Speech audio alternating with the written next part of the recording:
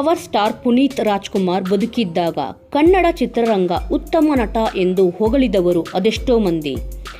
ಅದೇ ಅವರು ಅಗಲಿದ ಬಳಿಕ ಅವರ ಸಮಾಜಮುಖಿ ಕೆಲಸವನ್ನು ಕಂಡು ಬೆರಗಾದವರಿಗೆ ಲೆಕ್ಕವೇ ಇಲ್ಲ. ಪುನೀತ್ ರಾಜ್ಕುಮಾರ್ ಅಂತಹದ್ದೊಂದು ವ್ಯಕ್ತಿತ್ವವನ್ನು ಬಿಟ್ಟು ಹೋಗಿದ್ದಾರೆ. ಇಂದಿಗೂ ಅವರ ಅಭಿಮಾನಿಗಳು ಅವರದೇ ಹಾದಿಯಲ್ಲಿ ಸಾಗುತ್ತಿದ್ದಾರೆ. Karnataka Ratna power star Puneeth Rajkumar ಅಗಲಿ 3 ವರ್ಷಗಳಾಗುತ್ತಿವೆ. ಅದಕ್ಕೂ ಮುನ್ನ ಇದೇ ಮಾರ್ಚ್ 17ಕ್ಕೆ ಅಪ್ಪು ಹುಟ್ಟುಹಬ್ಬವಿದೆ. ಈ ಹುಟ್ಟುಹಬ್ಬದಂದು ಅಪ್ಪು ನೆನಪಿಸಿಕೊಳ್ಳಲು ಅಭಿಮಾನಿಗಳು ವಿಶೇಷ ಕಾರ್ಯಕ್ರಮಗಳನ್ನು ಹಮ್ಮಿಕೊಂಡಿದ್ದಾರೆ. ಅಪ್ಪು ಅಚ್ಚುಮೆಚ್ಚಿನ ಸಿನಿಮಾ ಜಾಕಿ ಮರುಬಿಡುಗಡೆಯಾಗುತ್ತಿದೆ. ಹೀಗೆ ಹಲವು ಕಾರ್ಯಕ್ರಮಗಳಿವೆ. ಪವರ್ ಸ್ಟಾರ್ ಪುನೀತ್ ರಾಜ್ಕುಮಾರ್ ಬದುಕಿದ್ದಾಗ ಸಾಕಷ್ಟು ಜನೋಪಯೋಗಿ ಕೆಲಸ ಮಾಡುತ್ತಿದ್ದರು. ಕಷ್ಟದಲ್ಲಿ ಇದ್ದವರಿಗೆ ಸಹಾಯ ಹಸ್ತ ಚಾಚಿದ್ದರು. ಇದು ಅವರು ಅಗಲಿದ ಬಳಿಕವಷ್ಟೇ ಬೆಳಕಿಗೆ ಬಂದಿದ್ದು. ಬದುಕಿದ್ದಾಗ ತೆರೆಮರೆಯಲ್ಲಿಯೇ ನೆರವಾಗಿದ್ದ ಪುನೀತ್ ರಾಜ್ಕುಮಾರ್ ಅವರನ್ನು ಇಂದಿಗೂ ಜನರು ನೆನಪಿಸಿಕೊಳ್ಳುತ್ತಾರೆ. ಇವೆಲ್ಲದರ ಜೊತೆನೆ ಪುನೀತ್ ರಾಜ್ಕುಮಾರ್ ವ್ಯಕ್ತಿತ್ವವನ್ನು ಸಂಭ್ರಮಿಸಲೇಬೇಕು. ಅವರು ಬದುಕಿದ್ದಾಗ ಕಷ್ಟ ಅಂತ ಬಂದವರಿಗೆ ಸಹಾಯ ಮಾಡದೆ ಹಾಗೆ ಕಳುಹಿಸುತ್ತಲೇ ಇರಲಿಲ್ಲ. ಇಂತಹ ಅದೆಷ್ಟೋ ಸಹಾಯವನ್ನು ಅವರು ಅಗಲಿದ ಬಳಿಕ ಜನರು ನೆನಪಿಸಿಕೊಳ್ಳುತ್ತಿದ್ದಾರೆ. ಕೋಟ್ಯಾಧಿಪತಿ ರಿಯಾಲಿಟಿ ಶೋ ನಡೆಸಿಕೊಡುವ ವೇಳೆಯೂ ಇಂತಹದ್ದೊಂದು ಘಟನೆ ನಡೆದಿದೆ. ಅದನ್ನು ನಿರ್ದೇಶಕ ಗುರುಪ್ರಸಾದ್ ತಮ್ಮ ಸಂದರ್ಶನದಲ್ಲಿ ನೆನಪಿಸಿಕೊಂಡಿದ್ದಾರೆ. ಪುನೀತ್ ರಾಜ್ಕುಮಾರ್ ನಗುಮುಖದ ಸರದಾರ. ಸದಾ ನಗುತ್ತಲೇ ಇರುತ್ತಿದ್ದ ಅಪ್ಪು ಕಷ್ಟ ಅಂದವರಿಗೆ ಮಿಡಿಯುತ್ತಿದ್ದರು.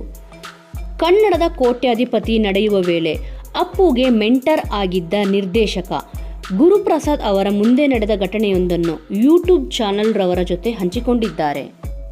ಪವರ್ ಸ್ಟಾರ್ ಅಪ್ಪುರವರ ಸಹಾಯ ಮನೋಭಾವವನ್ನು ಕಣ್ಣಾರೆ ಕಂಡಿರೋ ಗುರುಪ್ರಸಾದ್ ಸಂದರ್ಶನ ಒಂದರಲ್ಲಿ ಅಪ್ಪುರವರ ಬಗ್ಗೆ ಹೀಗೆ ಹೇಳಿದ್ದಾರೆ.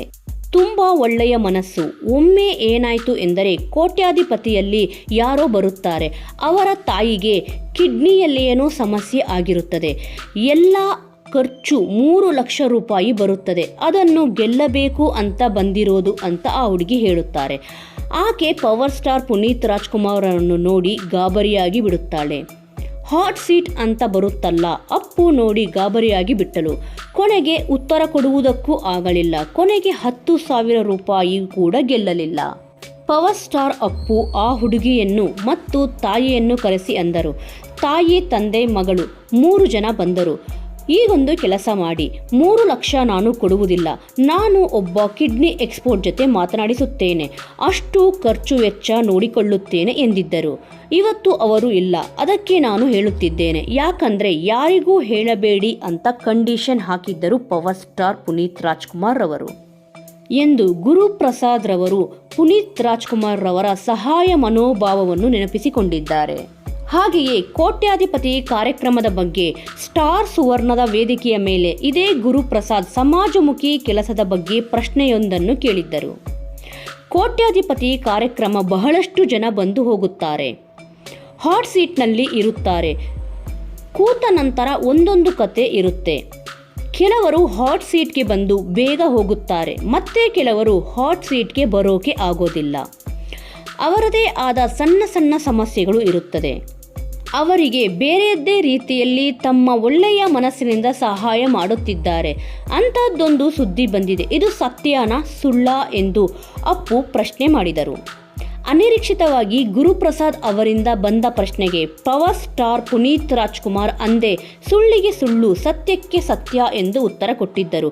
ಇದು ಅವರು ಅಗಲಿದ ಬಳಿಕ ಕನ್ನಡಿಗರಿಗೆ ಹಾಗೂ ಅವರ ಎಲ್ಲ ಅಭಿಮಾನಿಗಳಿಗೆ ತಿಳಿಯುವಂತಾಯಿತು. ವೀಕ್ಷಕರೇ, ಇದೇ ರೀತಿಯಾದ ಇನ್ನೂ ಇಂಟ್ರೆಸ್ಟಿಂಗ್ ವಿಚಾರಗಳನ್ನು ನೋಡಲು ತಪ್ಪದೇ ಕನ್ನಡ ಸುದ್ದಿ ಸಮಾಚಾರ ಚಾನೆಲ್ನನ್ನು ಸಬ್ಸ್ಕ್ರೈಬ್ ಮಾಡಿಕೊಳ್ಳಿ. ಮುಂದಿನ ವಿಡಿಯೋದಲ್ಲಿ ಮತ್ತೆ ಸಿಗೋಣ. ಜೈ ಶ್ರೀರಾಮ್.